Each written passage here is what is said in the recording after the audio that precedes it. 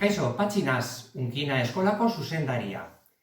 Koronavirus garai honetan, egoera zaila da guztiontzat, baina apurka-apurka aurre egingo diogu eta aterako gara. Orain, etxean egotea tokatzen zaigu, eta antza momentuz ez gara eskolara bueltatuko. Badakigu etxean lanean ari zaretela, eta familiarekin disfrutatzen ere.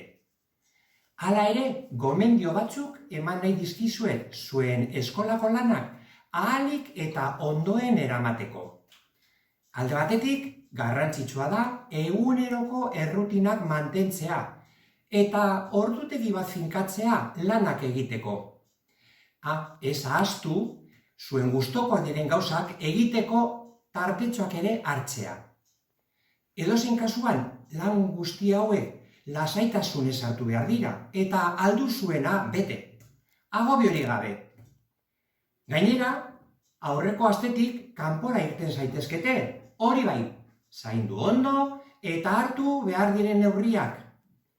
Laster uda helduko zaigu, eta seguruenik gauzak hoberantz aldatuko dira, eta irailean, bueltan guzti horiek eskolan kontatuko dizkiguzue. Bitartean, ondo pasa eta musu handi bat guztiontzat.